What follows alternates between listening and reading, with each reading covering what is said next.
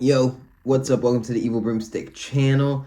We are midway through the year now. We're 6 months in. It's July 3rd, and these are my top 10 favorite movies of the year so far.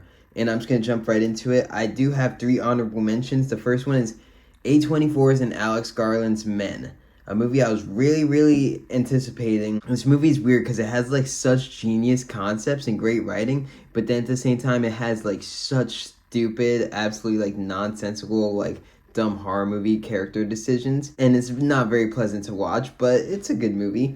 Also, Firestarter. So many people hated Firestarter. Like, it wasn't great. It was sort of like a Logan, Stranger Things-esque ripoff, but I thought it was pretty entertaining.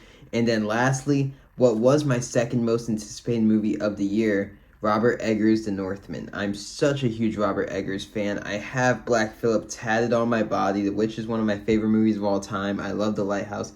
I was so deeply looking forward to this movie. And there's a lot of entertaining aspects to it. It's one of my honorable mentions, but it was ultimately a disappointment. Number 10 on my list is Scream 5. I know it's called Scream, but I'm going to call it Scream 5.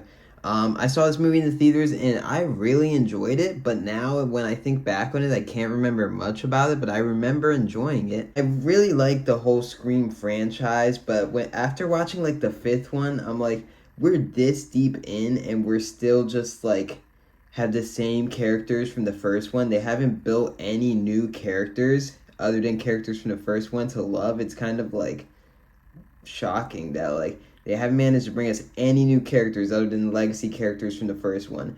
Any memorable characters. And the first one's still like night and day so far above the rest of them. But 2, 3, 4, and 5 are all pretty entertaining in themselves.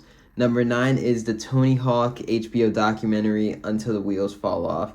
As someone who's been skateboarding 15 years now, this was just very cool to watch. When I started out skateboarding like many years ago, Tony Hawk was so hated on because like I get it, he was like kind of a sellout in ways. Tony Hawk's name was on every video game, every toy, every lunchbox, every t-shirt, every adult was like, man, what do you want to be, Tony Hawk or something?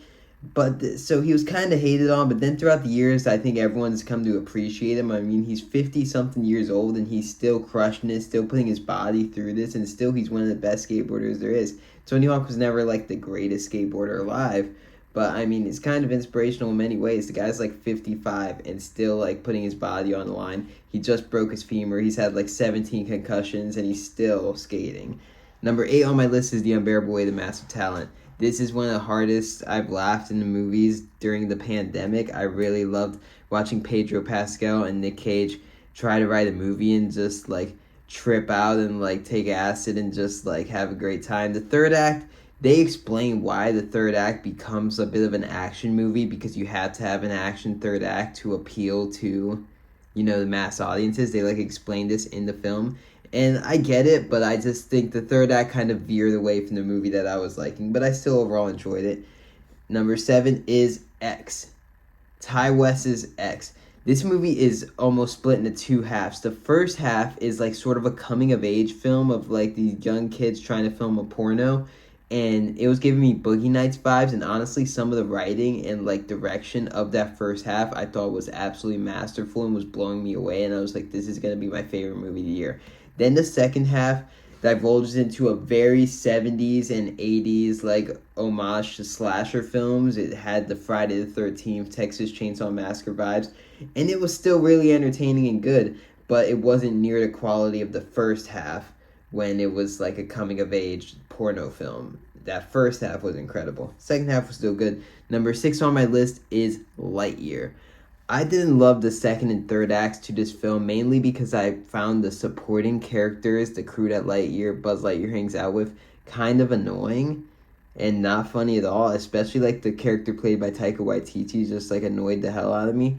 But I mean, this movie is like, it's like they watched Top Gun Maverick and then like 2 weeks later put this out and made this movie somehow, because there's so many elements that are so much like Top Gun Maverick. There's so many elements that are like Interstellar. The first act is basically Interstellar crushed into a movie, but it's a Buzz Lightyear movie, and like it's pretty awesome to see like the sci-fi things of him trying this mission over and over again in the years going by. I still really enjoyed Lightyear at the end of the day, and I think, I mean, for like a Pixar film, you think you're going in there to get a kid's film, and it's like a really thought-provoking sci-fi film, so I really enjoyed that. Number 5 on my list is the movie I was waiting to watch before I made this video, and that is The Black Phone. I really love The Black Phone, and I love a horror film that's just simple. The majority of the film of The Black Phone takes place down in the basement with like 2 characters, and I just love its simplicity. I love that it felt so real world-esque. Like, it incorporated supernatural elements, but I really liked the way that it did it, and it just felt so real world-esque, like a kid locked down in the basement trying to escape this crazy child kidnapper guy. I thought it was a great movie. So much tension, never really got too much over the top or in your face. It was just so subtle and smooth and just like straight the whole time. I really loved The Black Phone, and it was a pretty creepy movie. Number 4 on my list is Jackass Forever. I've grown up loving the Jackass movies, and I followed so many of Jackass dudes' careers. I watched a Jackass TV show. I watched Wild Boys. I've seen these movies so many times, and Jackass Forever was just like so nice to see in theaters, to see all these people come back. It was just like really cool. And it was just nice to see, this year is the year that I feel like movies are like officially finally back after the pandemic, where it's like good movies are coming out nonstop. And just to see a movie that's like not too deep, not too much, it's just like friends who have been friends for decades just kicking each other in the nuts and doing crazy stunts. It was so nice to watch. Number 3 on my list is, I think it was like my 3rd most anticipated movie of the year, The Batman. I'm a big Matt Reeves fan. That's why I was looking so forward to this movie, because Dawn of the Planet of the Apes and War for the Planet of the Apes are 2 of my favorite films to come out in the last like 10 years. I really love those movies, and I love the vibe, the style, so much of this film. I love that Bruce Wayne. People hate the emo Bruce Wayne. I like it. It makes sense to me why, someone like that would be someone who dresses up as a bat and walks the streets at night beating people up. I love so much of this movie. The only reason it's lower is because it's 3 hours long. I haven't rewatched it from the theaters. I saw it twice in the theaters, but I haven't rewatched it since, and I don't love the 3rd act like too much, but I still think it's good. But yeah, I think The Batman is still like one of the best comic book movies we've had in a very long time. Number 2 on my list is Everything Everywhere All at Once. This movie completely blew me away. I think it's one of the most unique movies possibly we've ever had. I think it's something everyone should see. And it's so much stuff. It's a sci-fi film. It's a family drama. It's a insane comedy. It's got amazing action. It's got like every genre placed into one film. And it's one of the most thought-provoking and interesting, coolest sci-fi films, and just coolest films I've seen in so fucking long, and I think we need more movies like this. I loved Everything Everywhere All at Once. When I saw it, I was like, this is going to be my favorite movie of the year. And then I saw a movie that I wasn't really looking that much forward to. I just wasn't thinking that much about it. But it's the only movie I've seen this year that I have thought about every single day. At some point, this movie crosses my mind every day, and that's Top Gun Maverick. Top Gun Maverick is, I think, an example of what every Hollywood movie should be striving for in the quality that it goes for. It is minimal green screen. It is minimal CGI. I love about Tom Cruise. He wants to do these stunts. He wants to do this stuff for real. I love the Mission Impossible films. I never even seen Top Gun until like 2 hours before Top Gun Maverick came out. I was literally in the theater trying to finish Top Gun so I could go into the auditorium and watch Top Gun Maverick.